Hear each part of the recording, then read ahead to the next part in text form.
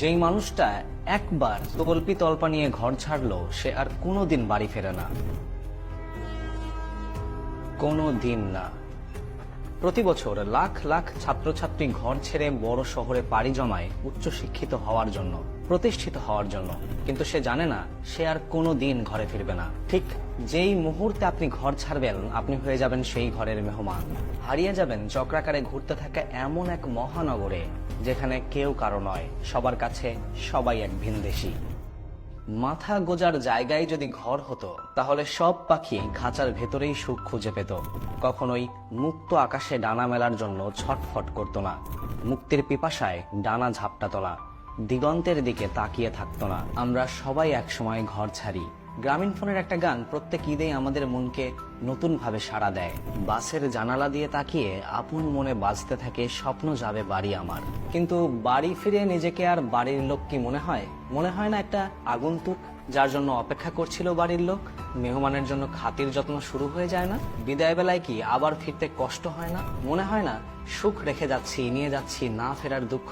এই যে এত ঘর ঘর করলাম, আমাদের আজকের ভিডিও এই ঘরকে নিয়ে, ঘরে ফেরাকে নিয়ে, নগরায়নের ভিড়ে অজান্তেই হারিয়ে যাওয়াকে নিয়ে। আমার সাথে আপনাদের অনেকের গল্প মিলতে পারে। আমি ঘর ছেড়েছি 2013 সালে। এক যুগ হতে চলল, আমার এখনো বাড়ি ফেরা হয়নি। যতবার বাড়ি ফিরি নিজেকে মেহমান মনে হয়, আবার সেখান থেকে ফিরে আসার সময় মনে হয় মা যেন এক মেহমানকে বিদায় দিল, ভালো ভালো আপ্যায়ন করলো, কিন্তু ঘর আমাকে ঘরের ছেলে বলে গ্রহণ করলো না। এই পর্যন্ত অনায়াসে মেনে নেওয়া যেত যদি ঢাকার এই ঘরটা আমাকে ঘরের মতো করে গ্রহণ করত। এখনো পর্যন্ত অনেক কিছুই আপনাদের কাছে অস্পষ্ট মনে হচ্ছে। চলুন দেরি না করে একদম ইন ডেপথ বোঝার চেষ্টা করি ঘর কি জিনিস। ঘরের অনেক রকম সংজ্ঞা থাকলেও আমার কাছে সবচেয়ে পছন্দের সংজ্ঞাটি হলো ঘর সেই জায়গা যে জায়গা আপনাকে ভেতরে টেনে নেয়। খুব সহজে বললে ঘর আপনাকে টানবে। আপনি যত দূরেই থাকুন না কেন, বিশ্বের যেই প্রান্তেই থাকুন না কেন, যেই জায়গাটা আপনাকে টানবে, যেখানে ফেরার জন্য মনের ভেতরে ঝড় তৈরি হবে, সেটাই হলো ঘর। কিন্তু মুশকিলটা হলো ঘর হয় দুই ধরনের, আর এই দুই ধরনের ঘরকে বুঝতে আমাদেরকে ঘরের সমার্থক শব্দের দিকে নজর দিতে হবে। ঘরের অনেকগুলো সমার্থক শব্দের মাঝে একটি হলো আগার, আরেকটি হলো বাসা।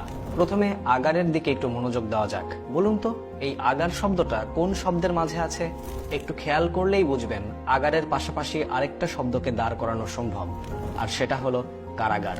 ছোটবেলার স্মৃতির সাথে যেই ঘরের মানুষ, আসবাবপত্র জড়িয়ে আছে, সেই ঘর ছেড়ে অন্য কোথাও ঘর বাঁধলে সেই ঘর হয়ে ওঠে কারাগার।